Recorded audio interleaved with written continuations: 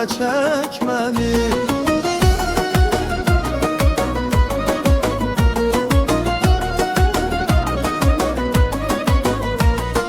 Kim əgər istəmirsə anasın xar olsun, dili lal gözləri kör qulaqları kar olsun.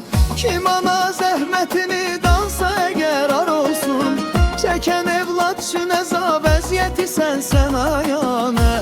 Dizimin qollarımın taqəti sən ayana. Qoyma bu dünyada anam tək məni, yayanimə gəl yayan və çək məni. Qoyma bu dünyada anam tək məni, yayanimə gəl yayan və çək məni.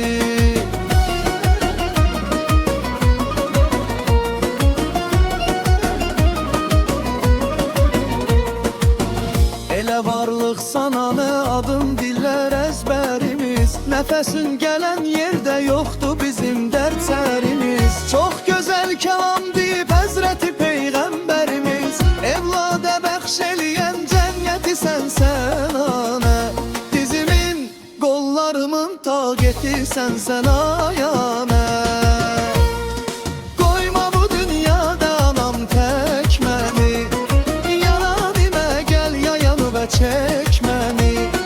Qoyma bu dünyada anam tək məni, yalanimə gəl yayan və çək məni. Ayağını kəsniyor deməziz müqəddəsdi mənə, Allah yer üzünün ancaq həmin kəsdi mənə.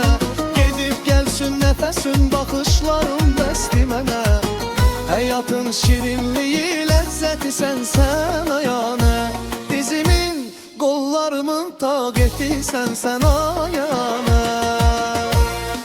Qoyma bu dünyada anam tək məni, yayanimə gəl yayan və çək məni.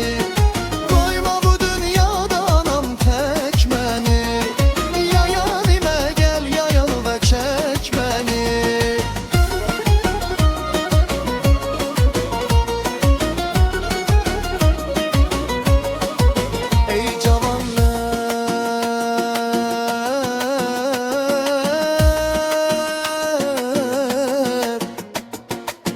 Ey cavanlar, anın saxlaya gün hörmətini.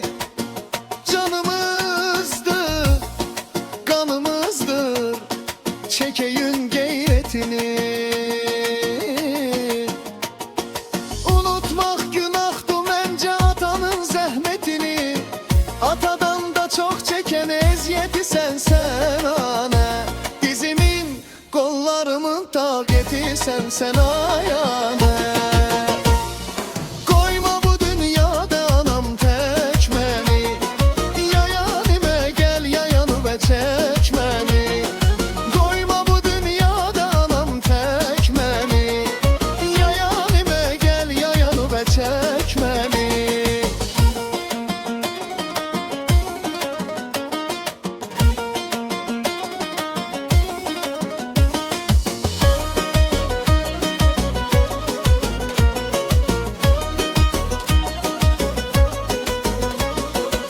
Xəstələn sona yana dərdinə dərman mən